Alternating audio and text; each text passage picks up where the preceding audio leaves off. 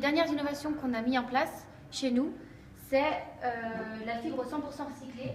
Et d'après vous, sur quoi on est en train de monter là? Sur quoi on marche? C'est de la fibre polyamide, oui, mais de la fibre polyamide recyclée à 100%. Et concrètement, ce sont des filets de pêche. Parce que la fibre 100% recyclée qu'on utilise aujourd'hui est en grande partie issue des déchets de la pêche et des filets de pêche qui sont en polyamide 6, comme l'est notre fibre qu'on utilise dans nos produits. C'est l'analyse du cycle de vie et c'est l'évaluation de l'impact environnemental du produit qui nous a permis de prioriser nos actions et de savoir que la fibre, c'était le point numéro 1 sur lequel il fallait travailler dans nos produits. Donc on a pas mal travaillé sur la réduction de la quantité de fibres, sur des fibres biosourcées et sur la fibre 100% recyclée.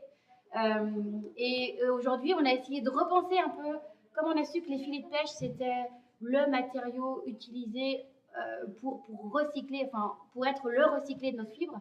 On s'est dit, est-ce qu'on ne pourrait pas essayer de repenser notre chaîne d'approvisionnement et penser les vies que nos matières premières ont impactées en amont, et est-ce qu'elles les ont impactées de manière positive. C'est pour ça qu'on a mis en place un programme qui s'appelle Networks, où on fait ce qu'on appelle, on devient un business inclusif, où on implique avec nous une ONG, on implique avec nous des pêcheurs, notamment aux Philippines. C'est le premier lieu qu'on a détecté comme étant le plus en danger à cause des filets de pêche et la pollution due aux filets de pêche, et au cercle vicieux des pêcheurs qui ne peuvent plus pêcher parce que les poissons sont partis, etc. etc. Donc on a mis en place ce programme-là avec un projet pilote en 2012. Aujourd'hui, on a récupéré 56 tonnes de filets chez eux. C'est aussi des salaires complémentaires pour les pêcheurs, c'est aussi préserver l'environnement pour les pêcheurs, c'est aussi accéder à des services financiers pour les pêcheurs parce qu'on a mis en place des petits systèmes de communauté bancaire. Ça fonctionne très bien. Alors on essaye de dupliquer Networks et on a identifié un nouveau lieu qui est le Cameroun et le lac Ossa au Cameroun pour mettre en place un deuxième projet Networks où on puisse collecter des filets et que ça puisse bénéficier à notre fournisseur de fibres, aux populations locales et au business que nous représentons.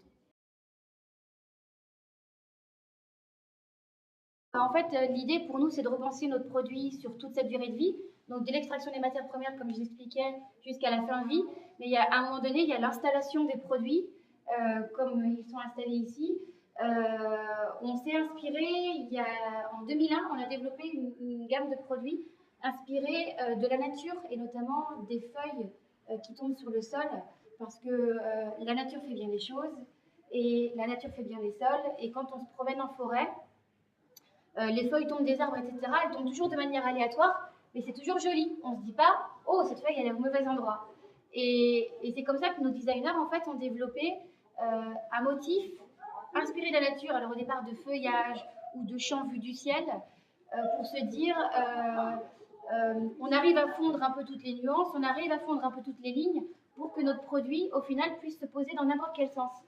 Et nous avons ici un exemple de pose complètement aléatoire où le produit s'installe dans n'importe quel sens. Et le gros avantage de cette pose non directionnelle, c'est de générer 1 à 2% de chute à l'installation.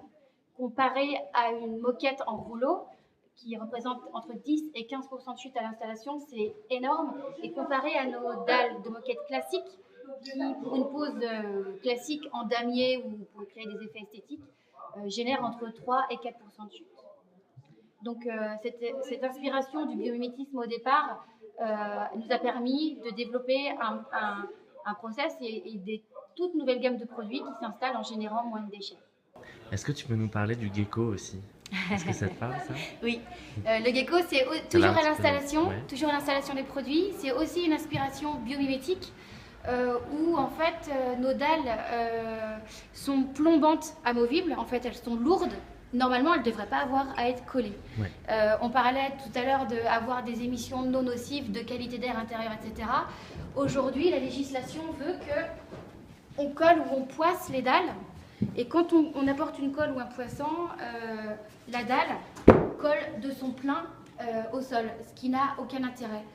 Puisque, comme je le disais, elle est plombante amovible et tout l'intérêt de la dalle de moquette, c'est qu'on puisse la retirer et avoir accès au plancher technique.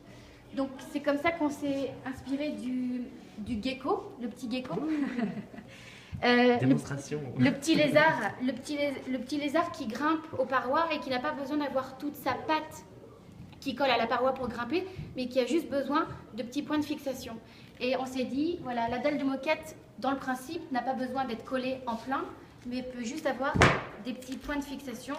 Et c'est comme ça qu'on a développé ça, le petit tactile. C'est des super post-it, quoi. C'est des super post-it. Et en termes de qualité d'air intérieur, c'est au top. Et en termes d'impact environnemental, c'est 90% d'impact environnemental en moins comparé à la colle.